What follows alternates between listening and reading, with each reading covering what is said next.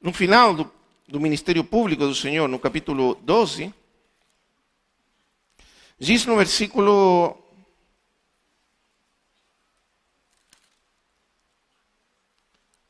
37, versículo 37. Porém, mesmo, e isso aqui é como se fosse uma conclusão. Agora, irmãos, é muito importante entender isto. Toda a primeira parte do Evangelho de João está estruturada em torno aos sinais do Senhor Jesus, os milagres dele. E praticamente todas as discussões e conversações do Senhor com os judeus estão girando em torno aos sinais. Então, os sinais são centrais no foco de João, no Evangelho dele. E aqui então, como conclusão da primeira parte, diz assim: porém, mesmo tendo feito tão grandes sinais diante dele, não criam nele. Para que se cumprisse a palavra do profeta Isaías, que disse: Senhor, quem creu em nossa pregação? E quem se revelou? A quem se revelou o braço do Senhor? E agora, no capítulo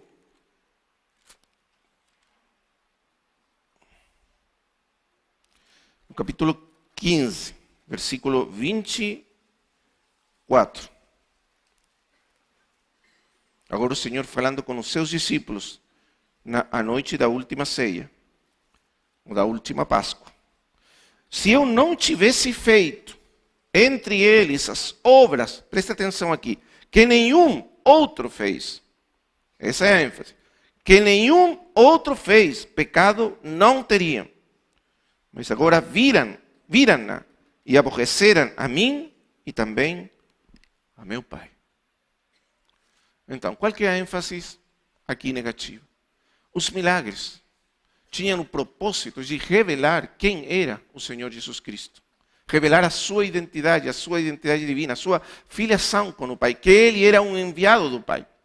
Se as pessoas tivessem visto, e aqui a ênfase de João em ver, não é apenas ver com os olhos físicos, não é apenas ver a questão material dos milagres. Ver no Evangelho de João é entender.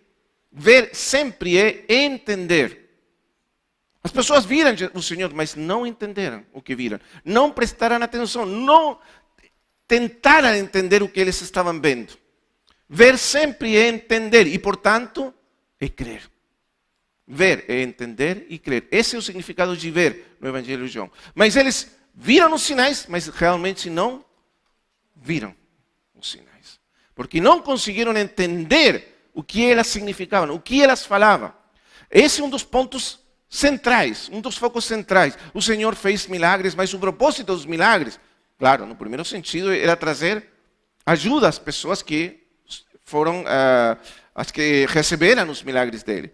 Mas, no sentido mais profundo, era para que as pessoas vissem quem é ele realmente. E crescem nele. E aí é onde o povo de Israel falhou totalmente. Eles não quiseram crer nele, mesmo que ele fizera sinais tão grandes como o de João, tão únicas. Porque os sinais do Senhor não eram apenas sinais menores, eram milagres que, num primeiro sentido, falavam das provas, as evidências que demonstrariam que a identidade do Cristo, do Messias. No Velho Testamento, os profetas falaram de que o Cristo teria sinais de identidade, marcas de identidade, que demonstrariam quem que era ele. Quando venha o Cristo, como nós saberemos que ele é o Cristo? Então, estava aí. Ele abrirá os olhos dos cegos. Ele fará os paralíticos caminhar. Ele abrirá os ouvidos dos surdos. Ele fará essas coisas. Essas eram as marcas de reconhecimento do Cristo. Mas alguns dos milagres do Senhor iam além das marcas do Cristo, do Messias, e falavam de Deus mesmo. E a mais importante de todo, como vamos ver depois, o último sinal, a ressurreição de Lázaro, essa era uma marca de identidade divina. Apenas Deus, na tradição judaica, podia ressuscitar os mortos.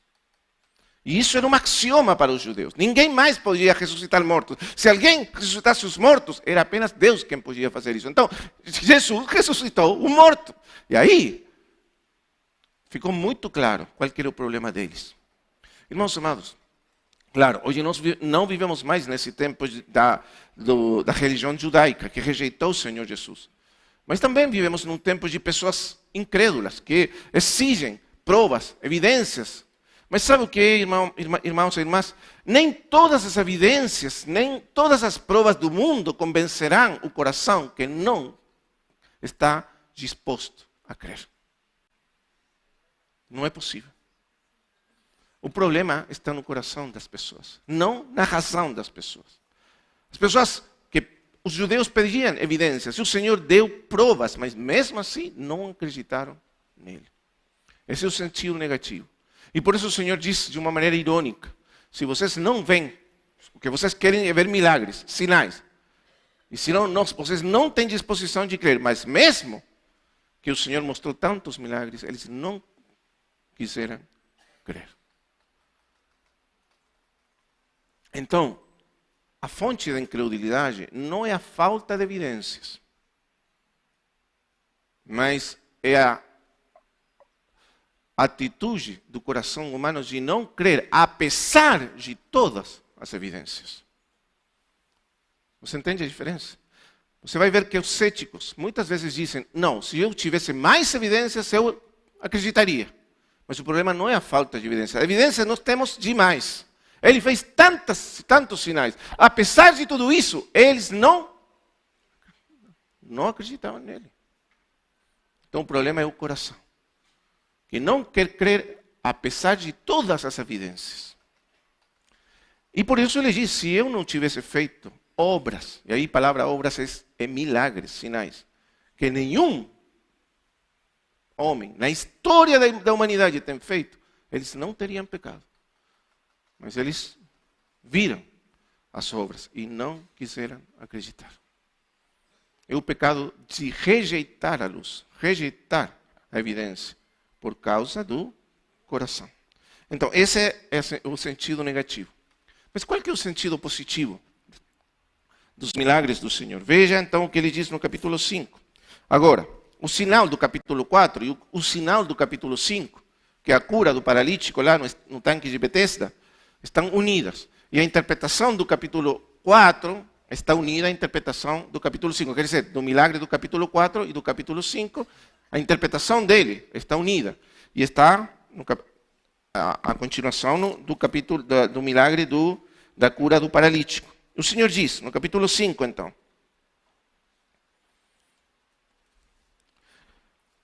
a partir do versículo 30, ele fala das testemunhas que respaldam, que dão certeza de quem é ele no mundo.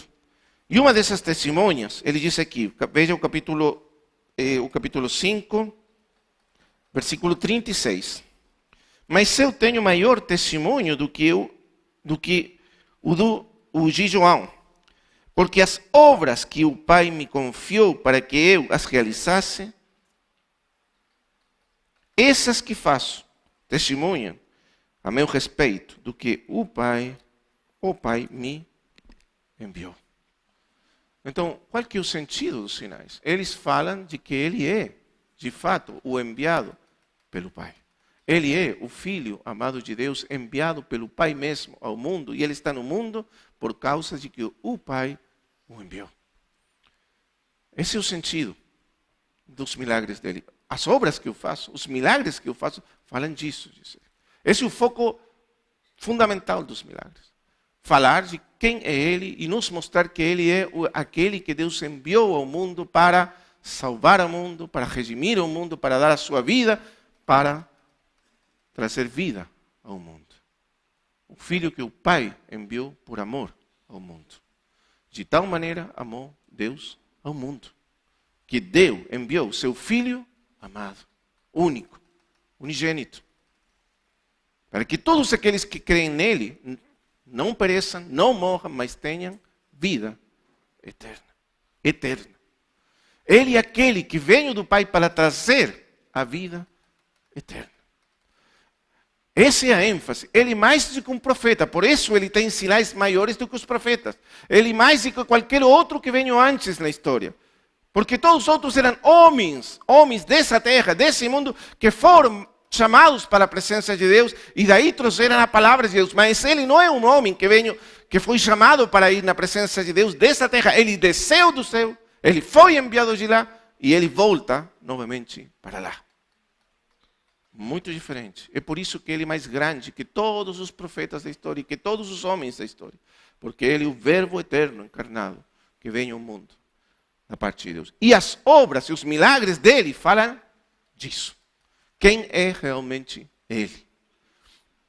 E mesmo hoje os milagres continuam a falar exatamente do mesmo. Então, esse é o sentido positivo. Se nós realmente viéssemos os milagres, quer dizer, entendêssemos o que significam eles, nós veríamos ele, veríamos a glória dele, veríamos a glória que ele tem como filho amado enviado pelo Pai ao mundo.